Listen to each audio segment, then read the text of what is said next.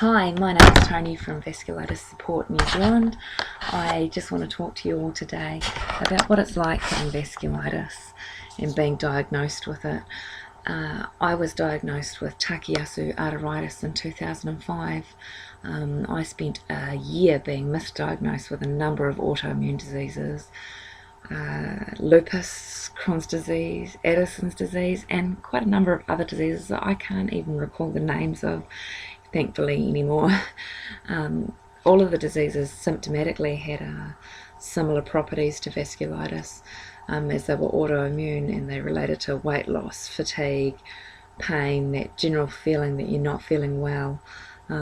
So I really didn't have a clear diagnosis until I got pneumonia and I was in hospital, and the nurses tried to take my pulse and my blood pressure in my arms and they weren't able to do so, which led from there to me being put through an MRI machine with the radioactive contrast and my blood being taken to check my inflammation levels, and I got a confirmed diagnosis finally. So the best way to get a confirmed diagnosis is obviously through a doctor. Google will not give you a confirmed diagnosis. You really need to talk to your doctor first before you jump on the internet and look around to find out what information is out there, because every case and every person is going to be affected in a different way with vasculitis.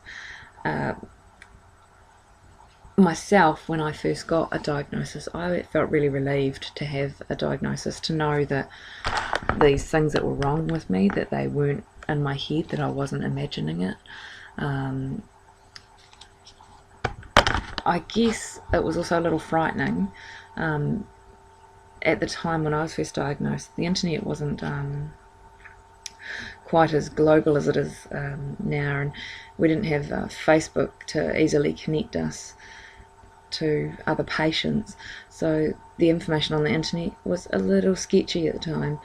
I googled, and the first thing I found about vasculitis was mortality rates, and it frightened me. I thought, oh my god, am I going to die from this disease? And it was just because that was the first thing that popped up on the screen that it made me think that. So it was a terrible thing to do. Googling it was not the answer. Of course, you need to get your information from somewhere, so I would say stick to the official organisations like Vasculitis Foundation in America, Vasculitis Support in New Zealand, and Vasculitis UK. And I think the Canadian website might have something as well, but stick with the official ones for your support information. But really, chatting to your doctor is the best way to get information about you and how your body's being affected by vasculitis. So when I first got vasculitis, and I had this great relief of this disease that I could talk to people about, and hardly anybody could even say it, because Takayasu arteritis, the particular type of vasculitis that I have, is hard for most English-speaking people to say, and so they would sort of go, Taki, what? And look at me a bit blankly, and then they would ask me a lot of questions about the disease that I didn't have the answer to, like, was it genetic, is it does it run in the family, or is there a cure? And these were all questions when you first initially diagnosed that are they're pretty heavy weighted questions, and you're really dealing with the initial shock of being diagnosed. So I think it's really okay to tell people that I don't know the answer to that yet. I'd love to tell you more. Can I get back to you when I research this a bit more? So I don't think that you should feel that you have to come up with the answers to your family or your friends straight away about the disease. Perhaps you could even say to them, I feel really overwhelmed, could you help me find out this information? And that way they're going to thoroughly find out information about the disease. Refer them onto the official websites as well. I think it's a much better way than trying to oversupply them all with information yourself, because when you're first diagnosed, you need to take the time for it to settle into yourself. Being in a situation when you first find out that you've got an autoimmune condition like this, it changes a lot about your life very quickly. It might change how you feel about yourself, your confidence levels. It obviously changes your health, and so it very quickly takes away a lot of things that you were certain about yourself previously, and it replaces it with a lot of other things that you may not like to have in your life. Over time you might come to accept those things, but initially it's that stage of shock.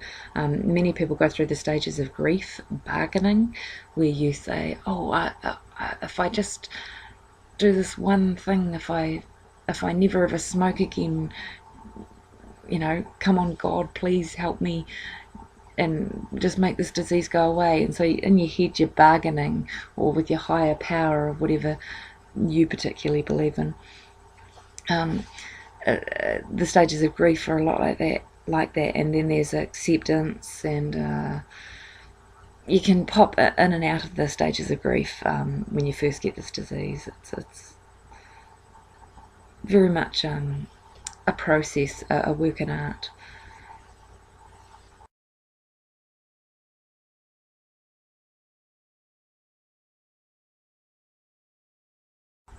So, to summarise, when you're first diagnosed with vasculitis, don't feel that you have to have all the answers.